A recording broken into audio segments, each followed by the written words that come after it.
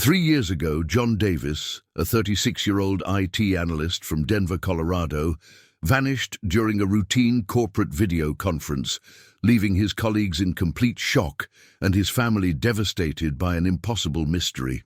What started as an ordinary Tuesday morning work meeting in April 2020 became the last time anyone would see John alive on camera, until a haunting reappearance that would shake everyone who knew him. Before we continue, subscribe and hit the notification bell. Here we reopen archived cases with respect and evidence.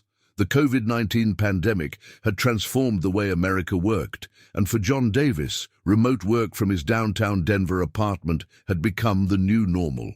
As a senior IT analyst for TechFlow Solutions, John was known for his reliability, technical expertise, and calm demeanor during virtual meetings. His colleagues described him as the kind of person who never missed a deadline, never forgot a meeting, and certainly never disappeared without explanation. On April 14, 2020, at exactly 9:47 a.m. Mountain Time, John joined what should have been a routine quarterly review meeting with 12 other company employees. The meeting was being recorded, as was standard protocol for the company. What happened next would become the most disturbing piece of evidence in a case that would baffle investigators for years. According to the meeting recording and witness testimonies, John appeared normal during the first 43 minutes of the conference. He participated actively, discussing server maintenance schedules and upcoming system updates. His camera showed him sitting at his home office desk, wearing his typical blue button-down shirt, with his familiar bookshelf visible in the background. Everything seemed perfectly ordinary until 10:30 a.m. Sarah Mitchell, the meeting coordinator and John's direct supervisor, noticed it first. John was mid-sentence, explaining a firewall configuration when his expression suddenly changed, she would later tell investigators. He looked confused, almost frightened, like he was seeing something off-camera that the rest of us couldn't see. Then he said something strange, "They're here," and his video feed went black. The audio remained active for another 17 seconds after John's camera cut out. During those crucial moments, colleagues heard what sounded like John's chair scraping against the floor, followed by muffled voices in the background, voices that didn't sound like John's. Then, complete silence. When Sarah tried to call John back into the meeting, his line showed as disconnected. Attempts to reach him on his phone went straight to voicemail. What made John's disappearance even more unsettling was the immediate response from his colleagues. This wasn't just someone having technical difficulties or stepping away from their computer. The fear in John's voice, the abrupt disconnection, and his complete unavailability afterward sent immediate alarm bells through the TechFlow Solutions team. Within an hour, Sarah had contacted both John's emergency contacts and the Denver Police Department. When officers arrived at John's apartment complex on 16th Street, they found his door unlocked, something that immediately concerned his neighbors, who knew John as someone who was meticulous about security. Inside apartment 4B, everything appeared undisturbed. John's computer was still logged into the work meeting, showing the message, "John Davis has left the meeting." His coffee mug was still warm on his desk. His wallet, keys, and phone were all present. There were no signs of struggle, no evidence of forced entry, and no indication that John had planned to leave. The Denver Police Department's initial investigation treated the case as a possible medical emergency or voluntary disappearance. Detective Maria Rodriguez, who took the lead on the case, found John's sudden vanishing during a recorded work meeting particularly puzzling. "In 23 years of police work, I'd never seen anything like it," Rodriguez would later reflect. "We had real-time documentation of someone disappearing, but no physical evidence of what happened next." John's sister, Rebecca Davis Turner, flew in from Phoenix within 24 hours of learning about her brother's disappearance. She found a man who had seemed to be thriving despite the pandemic challenges. John's apartment was organized, his bills were current, and his refrigerator was stocked with fresh groceries purchased just 2 days earlier. This wasn't someone planning to disappear, Rebecca insisted to investigators. John was the most responsible person I knew. He wouldn't just vanish without telling someone. The family's anguish deepened as days turned into weeks without any trace of John. His parents, retired teachers from Boulder, camped out in his apartment hoping for any sign of their son's return. His mother, Linda Davis, couldn't understand how someone could simply vanish in the digital age. "Everything is recorded now. Everything is tracked," she would say through tears during television interviews. How does someone just disappear during a video call in 2020? As the initial investigation continued, one detail from the work meeting recording continued to haunt everyone involved. In the 17 seconds of audio after John's video cut out, enhanced audio analysis revealed what sounded like at least 2 other voices in John's apartment. The voices were too muted to identify clearly, but they were definitely present. This evidence transformed the case from a possible voluntary disappearance to a potential kidnapping, or worse.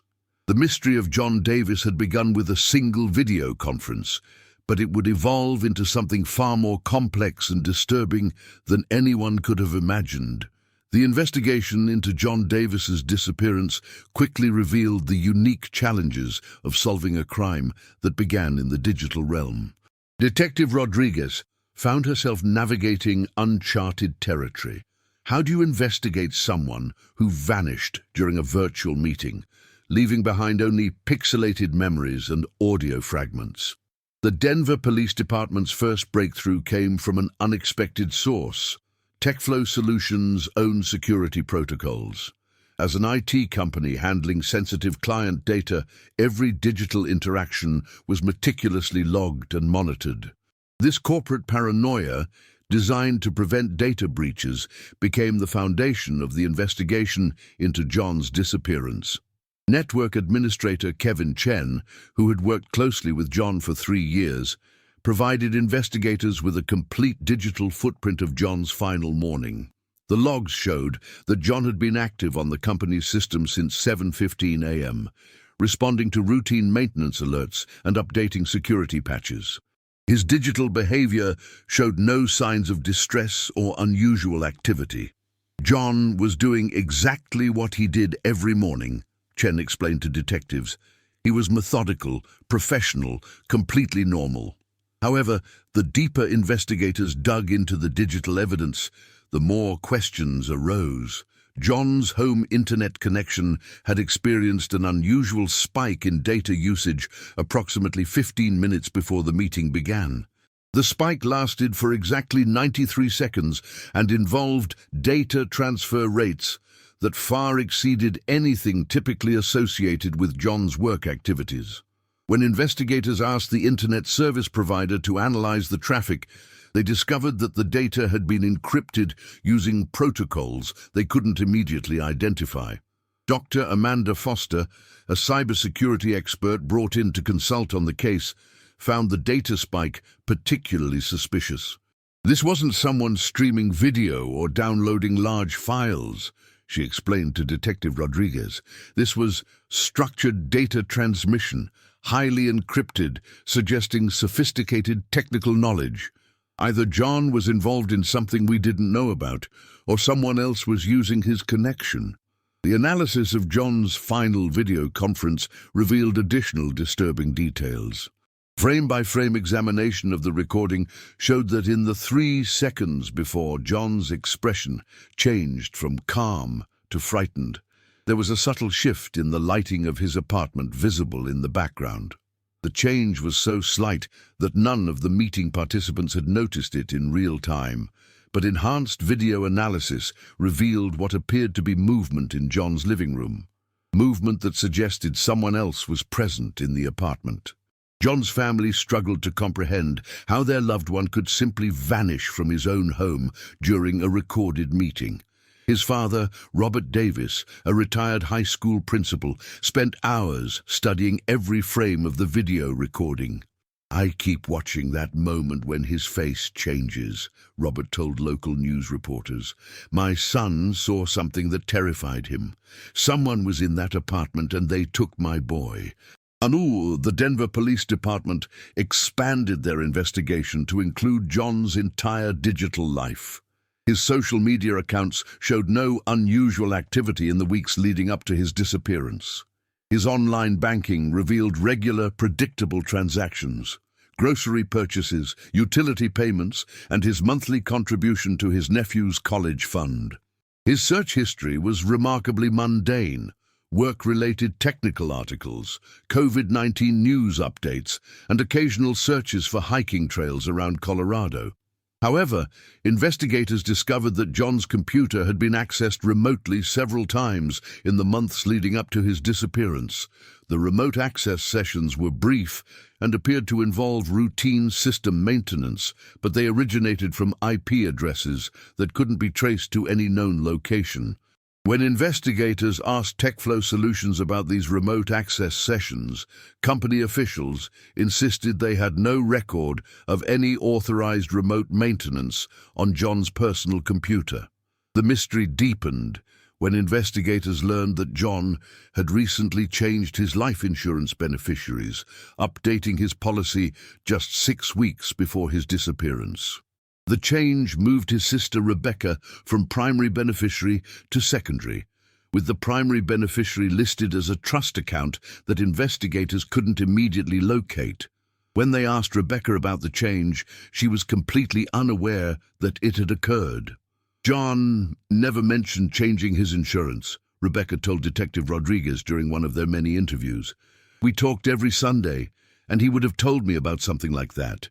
It's not like him to make financial decisions without discussing them with family." The trust account that John had designated as his primary beneficiary proved to be a legal maze.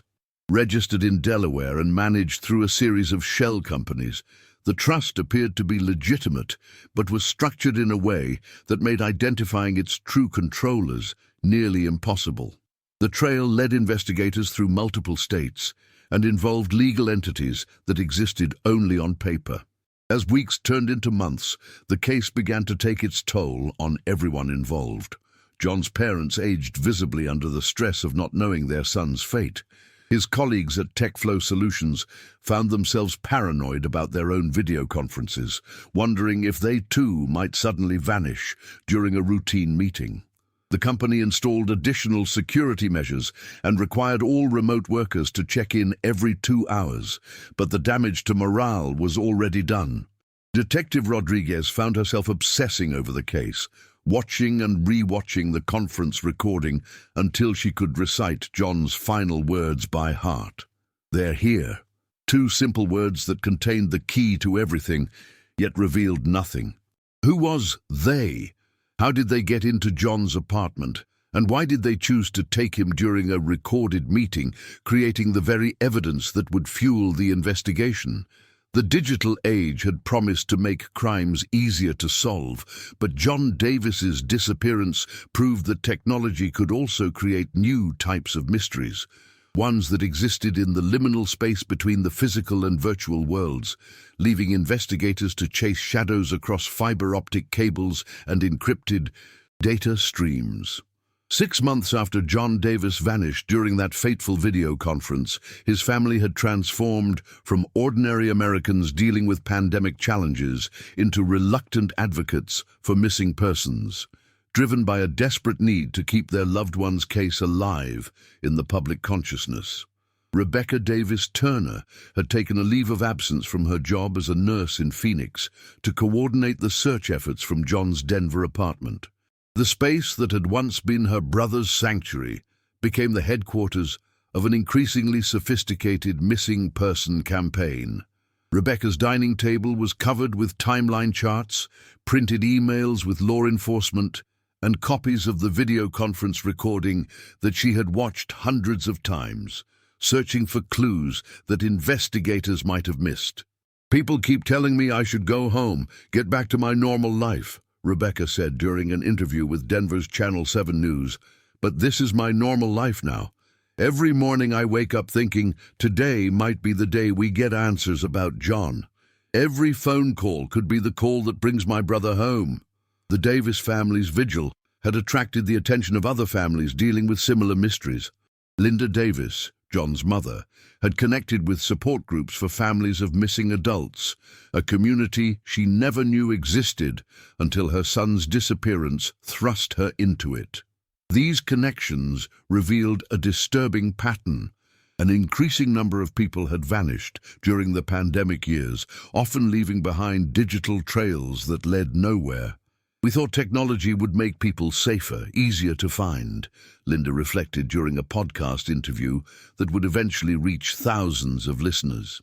But John disappeared right in front of 12 witnesses on a recorded video call, and we still don't know what happened to him. If that can happen, if someone can just vanish like that, then none of us are really safe.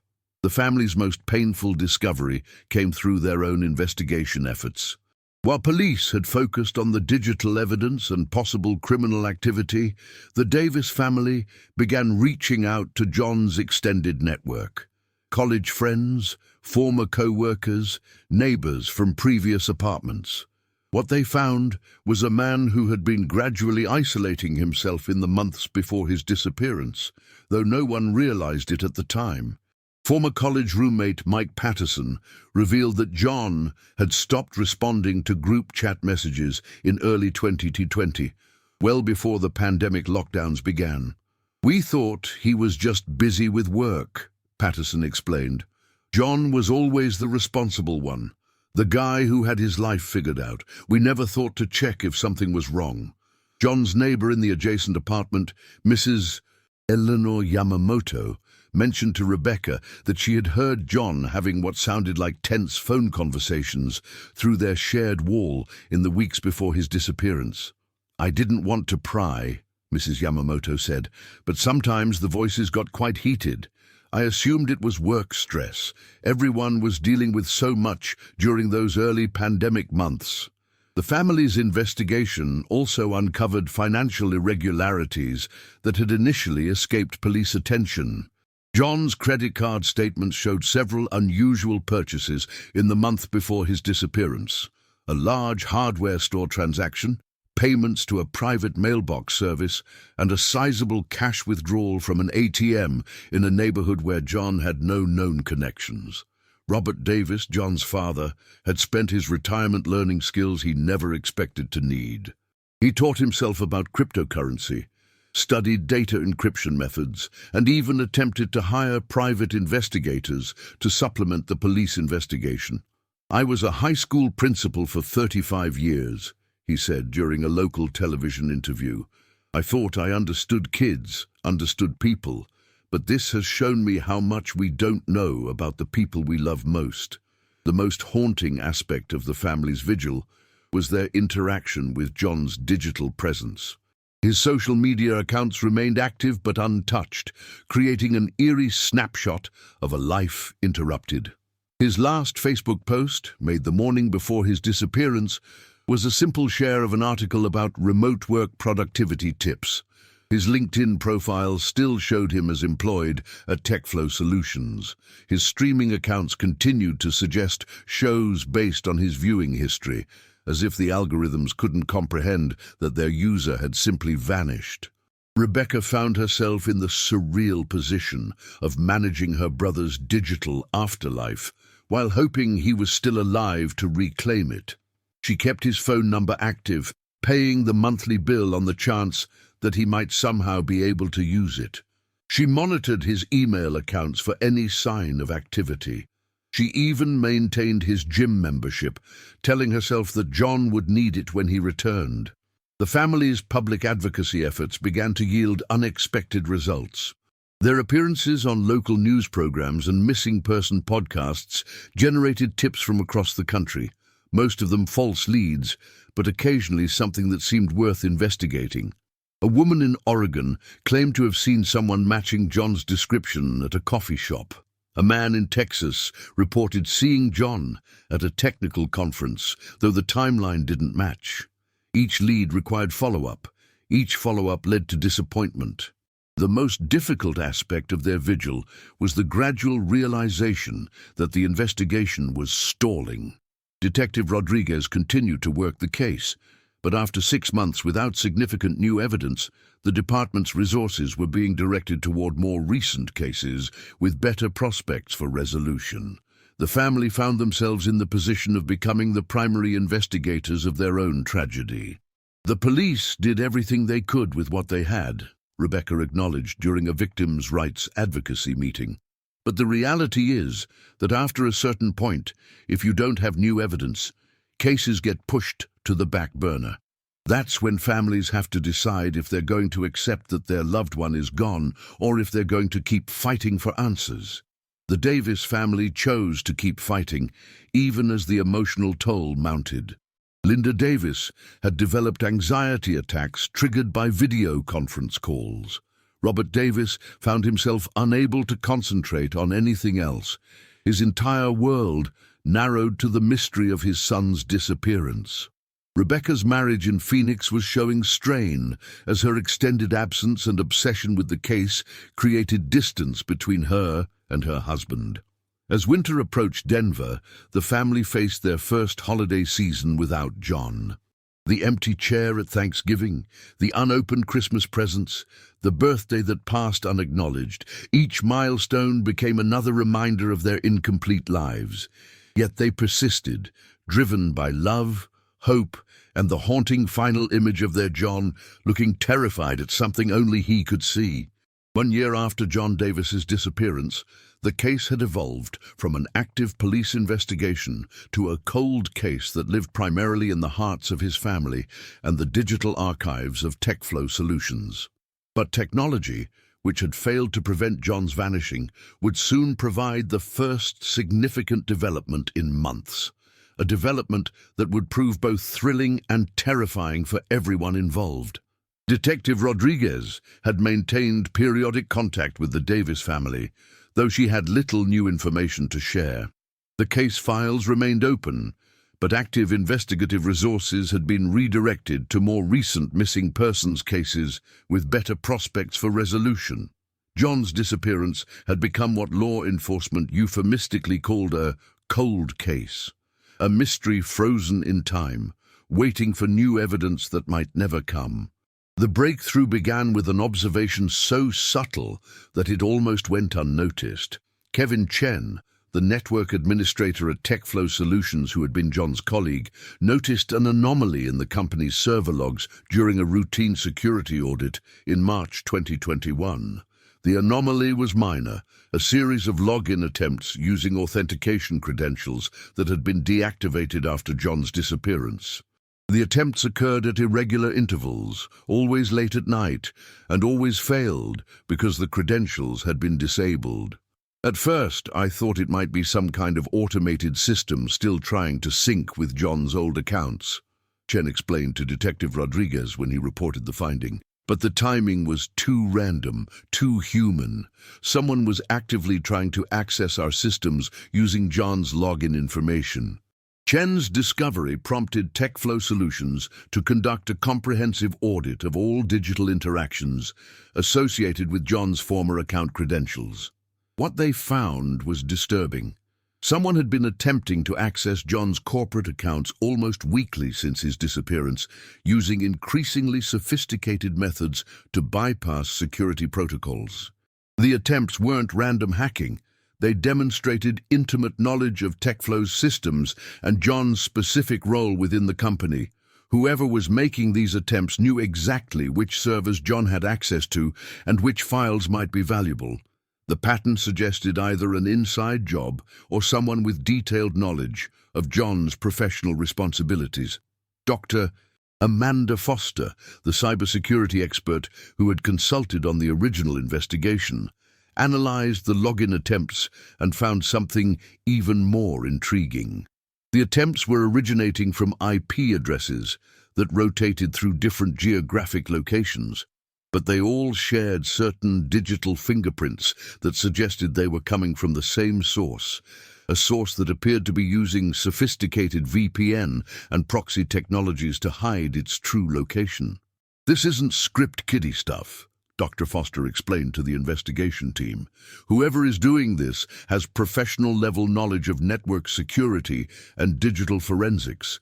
They know exactly how to hide their tracks, which makes me think they might have legitimate technical training. The discovery of ongoing access attempts reignited the police investigation, but it also raised new questions about John's disappearance. If someone was trying to access his corporate accounts, did that mean John was still alive and trying to communicate?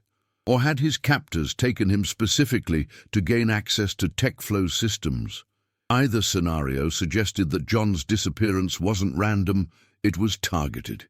Rebecca Davis Turner felt a mixture of hope and dread when Detective Rodriguez shared the new developments. "It means someone out there knows what happened to John," she said during a family meeting in John's apartment. "But it also means that whoever took him might still need something from him. I don't know if that's good news or terrifying news." The investigation team decided to set up a digital trap. Working with TechFlow's security department, they reactivated John's credentials with limited access rights and monitored the accounts around the clock. If someone attempted to log in successfully, they would be ready to trace the connection back to its source. The trap worked faster than anyone expected. Less than a week after the reactivation, someone successfully logged into John's account at 2:47 a.m. on a Tuesday morning. The session lasted only 6 minutes, but during that time, the user accessed specific files related to TechFlow's client database and downloaded encrypted backups of sensitive information. The trace revealed that the connection was coming from somewhere in the Denver metropolitan area, though the exact location remained obscured by layers of digital protection. More importantly, the download patterns and file selections demonstrated the kind of technical knowledge that only someone with John's level of system access would possess. Either John is alive and someone is forcing him to access these systems, Detective Rodriguez told the family during an emergency meeting, or someone has not only taken John, but also extracted detailed knowledge about his work responsibilities. Neither scenario is particularly comforting. The family's hope was tempered by the realization that if John was alive, his circumstances were likely dire. The idea that he might be held captive and forced to provide technical services to his captors created a new kind of nightmare, one where his expertise made him valuable enough to keep alive, but also made him a permanent prisoner. Linda Davis found herself torn between relief that the case was active again and terror about what John might be enduring. "All this time, I've been praying that he was okay, that maybe he had some kind of breakdown and was living somewhere else, starting over," she confided to a family friend. "But this makes it sound like he's been used this whole time." The digital activity also attracted the attention of federal law enforcement. The FBI's cybercrime unit opened a parallel investigation focusing on the possibility that John's disappearance was connected to corporate espionage or international cybercrime. The involvement of federal agents brought additional resources to the case, but it also complicated the family's access to information about the investigation's progress. Special Agent Sarah Kim from the FBI's Denver field office met with the Davis family to explain the federal interest in the case. "What we're seeing here suggests that your son's disappearance may be part of a larger criminal enterprise," she explained. "The sophisticated methods being used to access these systems indicate professional-level cybercrime activity. This isn't a simple kidnapping. It's potentially part of organized criminal activity that crosses state and possibly international boundaries." The family found themselves caught between hope for John's survival and horror at the implications of federal involvement. If John was part of an organized crime investigation, how long had this been going on? Had their loved one been targeted specifically for his technical skills, or had he somehow become involved in illegal activities without their knowledge? As spring turned to summer in 2021, the Davis family continued their vigil with renewed purpose, but also with new fears. The digital ghost of their missing loved one continued to haunt corporate servers, leaving traces of activity that proved someone with John's knowledge was still out there. But whether that someone was John himself remained the central mystery of a case that had evolved far beyond a simple missing person investigation. 18 months after John Davis vanished from his video conference, the investigation had revealed a disturbing pattern of systemic failures that extended far beyond a single missing person case. The digital breadcrumbs left by John's ongoing corporate account access had exposed weaknesses in cybersecurity, gaps in law enforcement protocols, and the vulnerable intersection between remote work and personal safety. Detective Rodriguez found herself coordinating with multiple agencies as the scope of the investigation expanded. The Denver Police Department's resources were stretched thin, and the complexity of the digital evidence required expertise that local law enforcement simply didn't possess. The FBI's involvement had brought additional investigative power, but it had also created jurisdictional complications that slowed progress at crucial moments. The most frustrating aspect for the Davis family was learning how many opportunities for early intervention had been missed. TechFlow Solutions' internal security audit revealed that John's computer had been compromised months before his disappearance, but the company's cybersecurity protocols had failed to detect the intrusion. The sophisticated malware installed on John's system had been designed to remain dormant until activated remotely, which had apparently happened on the morning of his disappearance. We're talking about a level of planning and technical sophistication that suggests this was never a crime of opportunity, explained Dr. Foster during a briefing with law enforcement and the family. Someone targeted John specifically, compromised his systems months in advance, and waited for the right moment to act. This was a coordinated operation. The revelation that John had been unknowingly under surveillance for months before his disappearance devastated his family. Rebecca Davis Turner struggled with the knowledge that her brother had been living in danger while believing himself safe in his own home. "How do you protect yourself from something you don't even know is happening?" she asked during a victims' rights advocacy meeting. John was doing everything right, working from home, following security protocols, living a quiet life. None of that mattered. The ongoing access to John's corporate accounts had provided investigators with a trail to follow, but it had also revealed the inadequacy of existing legal frameworks for dealing with cybercrime-related kidnappings. Prosecutors struggled with questions that had no clear precedent. If someone was being held captive and forced to provide technical services, what charges applied? How could they prove coercion versus voluntary participation? What jurisdiction handled crimes that existed primarily in digital spaces? Special Agent Kim's investigation had uncovered connections between John's case and similar incidents across the country. At least 4 other IT professionals had disappeared under suspicious circumstances in the past 2 years, all of them possessing high-level system access credentials at their respective companies. The pattern suggested a criminal organization that specialized in kidnapping technical professionals and forcing them to provide cybercrime services. "We're looking at what appears to be human trafficking for the digital age," Agent Kim explained to congressional investigators during a hearing on cybercrime. "These aren't traditional kidnappings where the goal is ransom.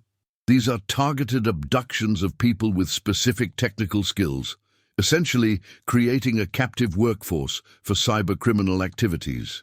The Davis family found themselves thrust into a world of advocacy they had never expected to enter. Linda Davis began speaking at conferences about the intersection of remote work and personal safety. Robert Davis worked with lawmakers to draft legislation that would require companies to implement stronger protections for remote workers. Rebecca became a spokesperson for families of missing IT professionals, helping to connect similar cases across the country. Their advocacy work revealed that John's case was part of a much larger problem that law enforcement and policymakers were only beginning to understand.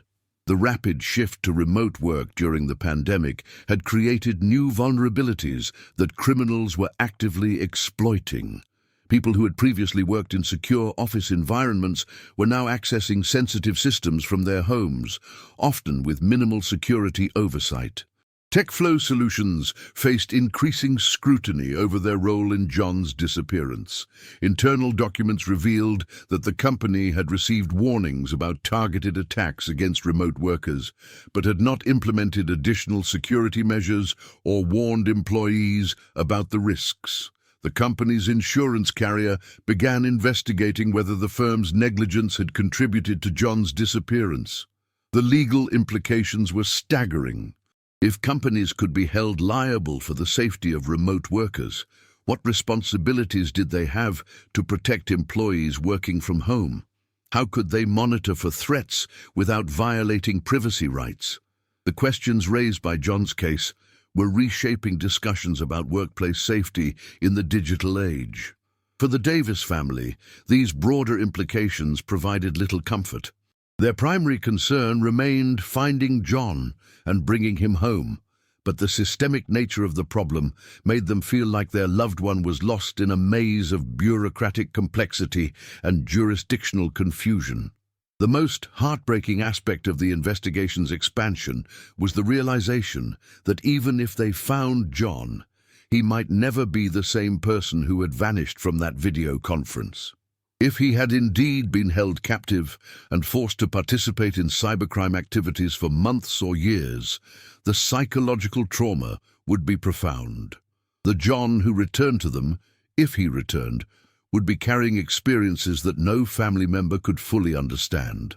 As the second anniversary of John's disappearance approached, the Davis family faced a terrible choice: continue their public advocacy and hope that increased attention would somehow lead to their son's return, or step back from the spotlight and try to rebuild their lives while holding space for grief that had no resolution. If this case has already gripped you, leave a like. It helps John's story reach more people. The system that was supposed to protect people like John Davis had failed at every level, from corporate cybersecurity to law enforcement response to legal frameworks for digital age crimes. His disappearance had become a symbol of how unprepared society was for the new forms of crime emerging from our increasingly connected world.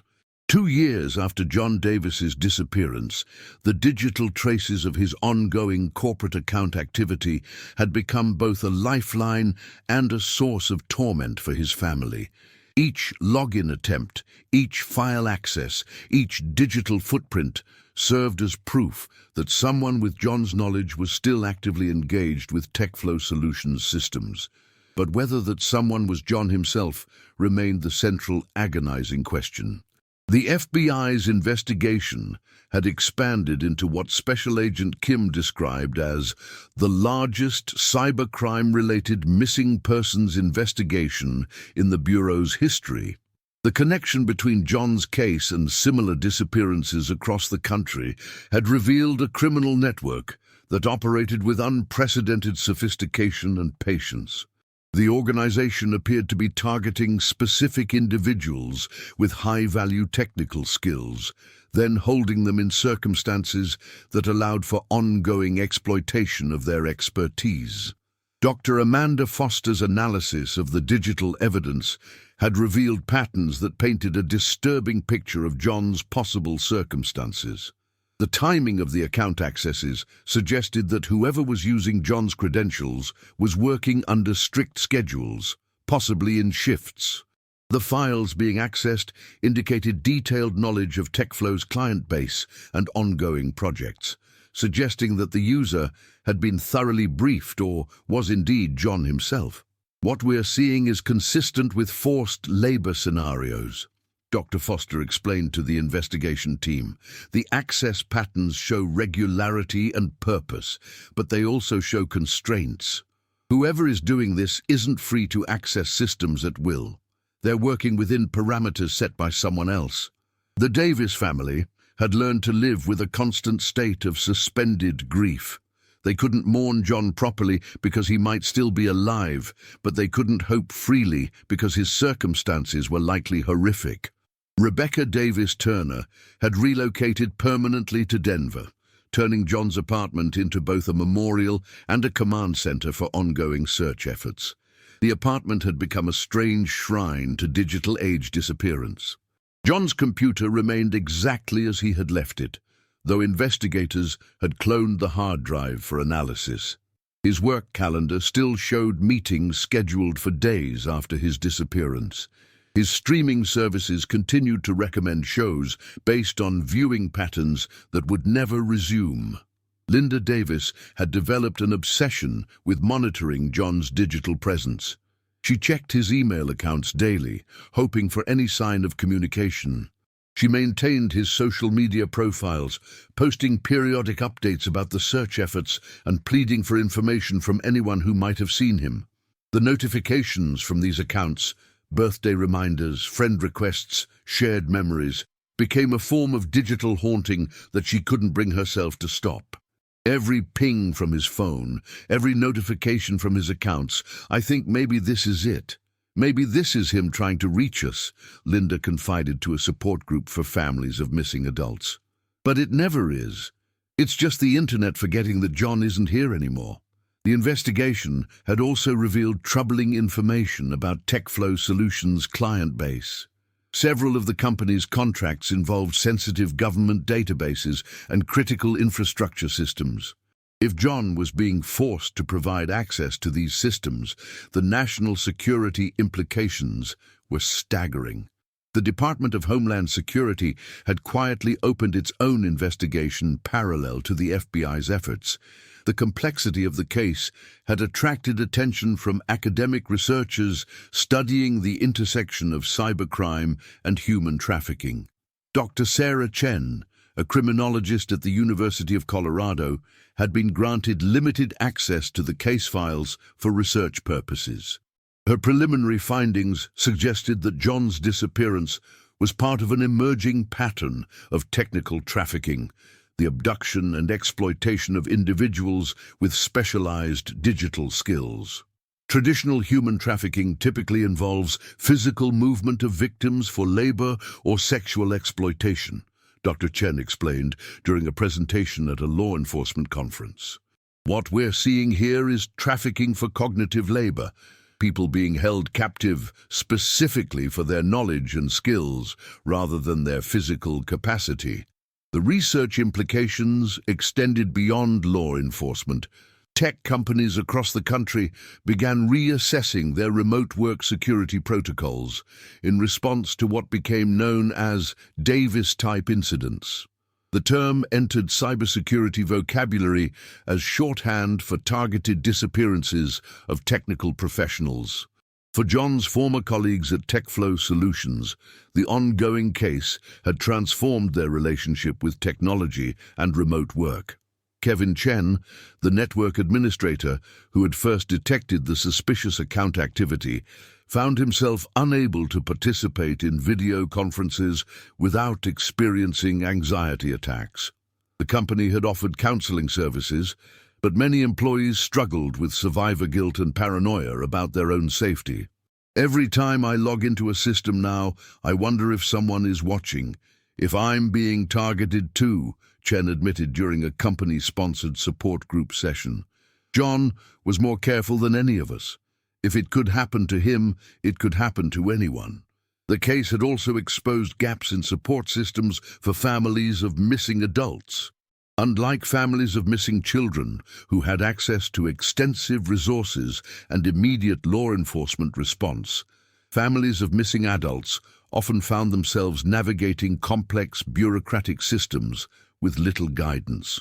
The Davis family's experience had inspired legislation in Colorado requiring improved protocols for adult missing person cases involving potential crimes. Rebecca Davis Turner had become an inadvertent expert on missing persons law, digital forensics, and victims' rights advocacy. She testified before state and federal committees, consulted with other families facing similar situations, and worked with lawmakers to draft legislation addressing the unique challenges posed by cybercrime-related disappearances. "I never wanted to be an expert on any of this," Rebecca said during a victims' rights conference in Washington, D.C. "I wanted to be a nurse in Phoenix with a brother who called me every Sunday to complain about Denver traffic and talk about hiking plans. But this is where John's disappearance has brought our family, and if our suffering can prevent other families from going through this, then maybe there's some purpose in it." The most haunting development came in the form of increasingly sophisticated digital messages embedded in the corporate system accesses. Cybersecurity analysts had detected what appeared to be coded communications hidden within the file access patterns. The codes were subtle, specific sequences of files accessed in particular orders that spelled out letters or numbers when mapped correctly. The first message they decoded was heartbreaking in its simplicity: alive. The second, discovered weeks later, was more complex: help me. The messages appeared to be embedded deliberately within otherwise routine system maintenance activities, as if someone was desperately trying to communicate while under strict surveillance. If these messages are coming from John, it means he's not only alive, but conscious and trying to reach out, Detective Rodriguez explained to the family during a tense briefing. But it also means his captors are allowing him enough system access to embed these communications, which suggests they either don't know he's doing it or they're allowing it for reasons we don't understand. The possibility that John was actively trying to communicate through coded digital messages gave the family renewed hope, but it also raised terrifying questions about his circumstances. Why hadn't he been able to escape in 2 years? What kind of captivity allowed for system access but prevented physical freedom? The answers to these questions would prove more disturbing than anyone could have imagined. The discovery of coded messages within John Davis's corporate system accesses had transformed the investigation from a missing person case into an active rescue operation. FBI technicians worked around the clock to decode increasingly complex communications that appeared to be embedded within routine database maintenance activities, suggesting that John, if he was indeed the source, had found a way to hide messages in plain sight. Special Agent Kim coordinated a multi-agency task force that included cybersecurity experts, behavioral analysts, and specialists in digital forensics. The operation had been classified at the highest levels due to the national security implications of the compromised systems and the sophisticated nature of the criminal organization involved. The coded messages had evolved in complexity over the months since their discovery. Early communications were simple: alive, help, captive. But as the FBI team learned to decode them, the messages became more detailed and more disturbing. "Others here," read one message. "Not alone," read another. The implication that John was being held with other victims transformed the scope of the rescue operation. Dr. Amanda Foster had been brought in full-time to analyze the digital communications. Her team had identified patterns that suggested multiple individuals were accessing the TechFlow systems, each with different technical specialties and access patterns. "We're looking at what appears to be a forced labor camp for cybercriminals," she explained to the task force. Multiple victims, each contributing different technical skills to a coordinated criminal operation. The messages had also begun to include geographic clues embedded within the file access sequences. References to cold, mountain, and snow suggested that the victims were being held somewhere in a mountainous, cold climate region. Combined with the timing patterns of the system accesses, which aligned with Mountain Time Zone working hours, investigators focused their search on remote areas within a few hundred miles of Denver. Rebecca Davis Turner had been briefed on the coded message discoveries, though the FBI had asked the family to keep this information confidential to protect the ongoing investigation. For Rebecca, the knowledge that John was actively trying to communicate was both a relief and a source of new anguish. "He's been trying to tell us where he is for months, and we're just now learning how to listen," she said during a private family meeting. The breakthrough in decoding John's messages came when Dr. Foster's team realized that the file access patterns weren't just spelling out words. They were referencing specific geographic coordinates. The coordinates, when plotted on a map, pointed to a remote area in the Colorado Rockies, approximately 200 miles northwest of Denver. The location was a former mining region with abandoned industrial buildings and limited road access. Satellite imagery of the coordinates revealed a compound of buildings that appeared to be in use despite the remote location. Thermal imaging showed heat signatures consistent with human activity and electronic equipment. Most importantly, the compound had sophisticated telecommunications equipment that could support the kind of high-speed internet access necessary for the cybercrime activities they had been tracking. The FBI's tactical response team began planning a rescue operation, but the complexity of the situation required extreme caution. If John and other victims were indeed being held at the location, their captors would likely be armed and prepared for law enforcement response. Additionally, the victims might be under such strict control that a poorly executed rescue could result in their deaths.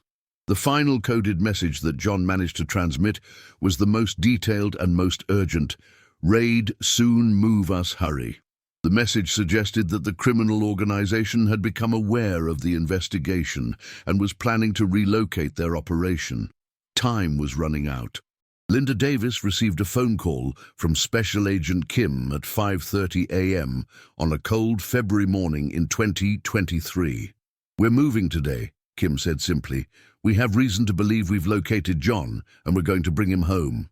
The family was asked to remain in Denver and wait for news, but they were warned that the operation was dangerous and that there were no guarantees about what the tactical team might find. The possibility that John was alive after nearly 3 years of captivity was almost too much to hope for, but the possibility that they might lose him during the rescue operation was equally terrifying. The compound raid was scheduled for dawn, when visibility would be optimal, but when the suspects would be less likely to be fully alert. The FBI tactical team had trained for weeks on mock-ups of the buildings, using the satellite imagery and thermal data to plan their approach. They knew they would likely be facing multiple armed suspects, holding an unknown number of victims in an isolated location. At 6:47 a.m. Mountain Time on February 14, 2023, nearly 3 years to the day after John's disappearance, the FBI tactical team moved on the compound. The operation was designated Operation Digital Rescue, and it would become one of the most significant cybercrime-related law enforcement actions in FBI history. The raid itself was swift but complex. The compound contained multiple buildings connected by underground tunnels, suggesting that the criminal organization had been using the location for an extended period. The suspects had indeed been prepared for law enforcement action. The buildings contained sophisticated surveillance equipment and defensive positions. What the tactical team found inside the compound would shock even the experienced agents who had planned the operation. The facility was essentially a prison designed specifically for technical professionals, with individual workstations where victims were forced to carry out cybercrime activities under constant surveillance. The level of organization and the duration of the operation suggested a criminal enterprise unlike anything law enforcement had previously encountered. The raid resulted in the arrest of 12 suspects and the rescue of 7 victims, including John Davis, who had been held captive for 1,047 days. The other victims included IT professionals from across the country who had been kidnapped using methods similar to John's abduction. All had been forced to use their technical skills to carry out various cybercrime activities, from corporate espionage to cryptocurrency theft. John Davis was found in a basement workstation where he had spent nearly 3 years of his life, a ghost of the man who had vanished from a video conference in April 2020. The FBI tactical team that rescued him described a person who was physically alive but psychologically transformed by an ordeal that challenged every assumption about kidnapping, captivity, and survival in the digital age. The reunion between John and his family took place at Denver's Presbyterian St.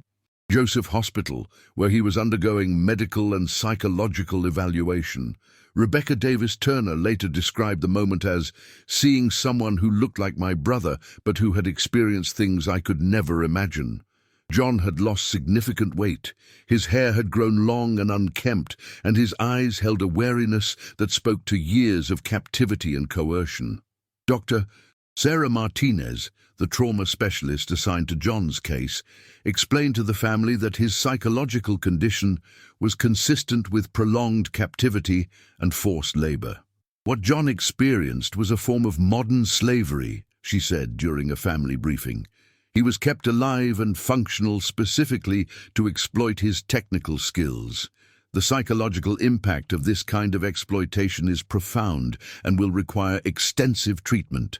The details of John's captivity, as revealed through FBI debriefings and his own gradual testimony, painted a picture of a criminal operation that was both sophisticated and brutal. John and the other victims had been held in individual cells equipped with computer workstations where they were forced to carry out various cybercrime activities for up to 16 hours per day. They were monitored constantly through surveillance cameras and were punished for any attempt to communicate with each other or embed unauthorized messages in their work. The criminal organization, led by a former Eastern European cybercrime syndicate, had been operating what investigators described as a technical trafficking ring for over 5 years. They identified high-value targets in the IT industry, studied their habits and vulnerabilities, then executed sophisticated kidnapping operations designed to acquire their skills rather than demand ransom for their release. John's account of his abduction revealed that his apartment had been under surveillance for months before his disappearance. The criminals had installed malware on his computer that allowed them to monitor his work habits, video conference schedules, and home security routines. On the morning of his disappearance, they had used the malware to create a distraction that drew him away from his computer camera, allowing them to enter his apartment and subdue him during the brief window when his colleagues couldn't see what was happening. They knew exactly when I would be in that meeting, exactly where I would be sitting, exactly how long they had before someone would notice something was wrong, John told investigators during one of his debriefing sessions. They had been planning this for months. I never had a chance. The forced labor that John and the other victims endured was designed to maximize their productivity while minimizing their ability to resist or escape. They were provided with adequate food and medical care to keep them functional, but they were never allowed outside their basement facility and had no contact with the outside world except through the monitored computer systems they were forced to use for criminal activities. The most disturbing aspect of John's captivity was the psychological manipulation used to ensure compliance. The criminals had convinced each victim that their families believed they were dead and had moved on with their lives. They showed the victims fabricated news reports about their disappearances being classified as presumed deaths. They created fake social media posts suggesting that family members had given up hope and were encouraging others to do the same. They wanted us to believe that no one was looking for us anymore, that our families had forgotten about us, John explained to his sister during one of their early conversations.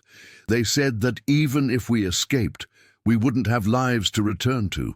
It was psychological torture designed to make us give up hope. The coded messages that John had managed to embed in the corporate system accesses represented months of careful planning and enormous personal risk. He had gradually learned to hide communications within routine maintenance activities, timing his messages to coincide with periods when his captors were less likely to be monitoring his specific workstation activities closely. "Every message I sent could have gotten me killed," John told FBI investigators, "but I couldn't give up hope that someone out there was still looking for me, still trying to understand what had happened. Those messages were my only connection to the possibility that I might someday go home." The other victims rescued during the raid had similar stories of long-term captivity and forced labor. They included a database administrator from Texas who had been missing for 4 years, a cybersecurity expert from California who disappeared 2 years earlier, and a software engineer from Oregon whose family had been told by local police that he had likely committed suicide. All had been presumed dead by law enforcement and had become cold cases in their respective jurisdictions. The criminal organization had generated millions of dollars through the forced labor of their victims, carrying out corporate espionage, cryptocurrency theft, and sophisticated fraud schemes. The victims' technical skills had been exploited to attack the very companies and institutions they had once worked to protect. The psychological impact of being forced to participate in crimes against their former colleagues and values was an additional layer of trauma that would require years of treatment. John's physical reunion with his parents was emotionally overwhelming for everyone involved. Linda Davis later described it as holding someone who had become a stranger, but who was still my son. Robert Davis struggled with guilt over the family's decision to maintain hope for 3 years, wondering if they should have grieved John's death and moved on rather than prolonging their own suffering. The media attention surrounding John's rescue was intense, but carefully managed by the FBI to protect both the victims and the ongoing investigation into the criminal network. The case had become a symbol of both the vulnerabilities created by remote work and the resilience of families who refused to give up hope for their missing loved ones. Dr. Martinez warned the family that John's recovery would be a long process. He spent 3 years in an environment where his survival depended on compliance and suppressing his own identity, she explained. Learning to make choices again, to trust people again, to believe in his own freedom, these are skills he'll have to relearn gradually. 6 months after his rescue, John Davis sat in his therapist's office in Denver, struggling to articulate the experience of rebuilding an identity that had been systematically dismantled during 3 years of captivity. The man who returned to his family bore little resemblance to the confident IT analyst who had vanished during a video conference, yet he was slowly, painfully learning to inhabit his own life again. Dr. Sarah Martinez had been working with John twice weekly since his rescue, helping him navigate the complex process of recovery from what she classified as technological trafficking trauma. The psychological damage from prolonged forced labor in cybercrime activities had created unique therapeutic challenges that few mental health professionals had experienced treating. "The hardest part isn't remembering who I was before," John explained during one of their sessions. "It's believing that I deserve to be free, that I'm allowed to make choices about my own life again. For 3 years, every decision was made for me. Every action was monitored and controlled. Learning to choose what to eat for breakfast or what television show to watch feels overwhelming." The Davis family had rented a small house in a quiet Denver suburb where John could begin his recovery away from the media attention that continued to surround his case. The house was deliberately chosen for its lack of high-tech features: no smart home devices, no video doorbells, no automated systems that might trigger John's trauma responses. Even basic technology like laptop computers and smartphones required careful reintroduction under therapeutic supervision. Rebecca Davis Turner had taken a permanent leave from her nursing job in Phoenix to support her brother's recovery. She had become an expert in trauma care through necessity, learning to recognize John's triggers and help him navigate daily challenges that most people took for granted. Simple activities like grocery shopping or going to a restaurant required careful planning and preparation. People expect him to be grateful to be free, and he is, Rebecca explained to a support group for families of trafficking survivors. But they don't understand that freedom can be terrifying when you've been controlled for so long. John has to relearn how to trust his own judgment, how to believe that he's safe, how to make decisions without fear of punishment. The other victims rescued from the compound were undergoing similar recovery processes across the country. The FBI had established a specialized support program for technological trafficking survivors, recognizing that traditional victim services were inadequate for addressing the unique trauma experienced by these victims. The program included specialized therapy, job retraining, and long-term financial support for victims whose careers and identities had been devastated by their captivity. John's relationship with technology remained deeply complicated. The skills that had made him valuable to his captors were the same skills that had once defined his career and identity. Working with computers, once his passion and expertise, now triggered panic attacks and flashbacks to his basement workstation prison. The irony that his technical knowledge had both caused his suffering and enabled his eventual rescue through coded messages was not lost on him. I saved coded messages in corporate databases to call for help, but I also spent 3 years being forced to hack into systems and steal from innocent people, John told his therapist. Technology was my prison and my salvation at the same time. I don't know how to separate the good from the bad anymore. The criminal trial of John's captors was scheduled to begin in federal court, with John and the other survivors expected to testify about their experiences. The legal proceedings would be the first major prosecution under new federal legislation specifically addressing technological trafficking, legislation that had been drafted partly in response to John's case and similar incidents across the country. The Davis family had become reluctant advocates for missing persons reform and cybercrime victim support. Linda Davis testified before congressional committees about the gaps in law enforcement response to adult disappearances. Robert Davis worked with technology companies to develop better security protocols for remote workers. Their advocacy work provided purpose during John's recovery, but it also served as a constant reminder of the trauma that had brought them to this point. John's recovery included gradual reintegration into social activities and professional life, though his future career remained uncertain. TechFlow Solutions had offered to reinstate his position with accommodations for his trauma, but the thought of returning to corporate IT work triggered severe anxiety responses. Alternative career paths were being explored through vocational rehabilitation services. I used to define myself by my technical abilities, John reflected during a family dinner 6 months after his rescue. Now, I'm not sure what defines me. I'm not the same person who disappeared 3 years ago, but I'm also not the person my captors tried to turn me into. I'm somewhere in between, trying to figure out who I am now.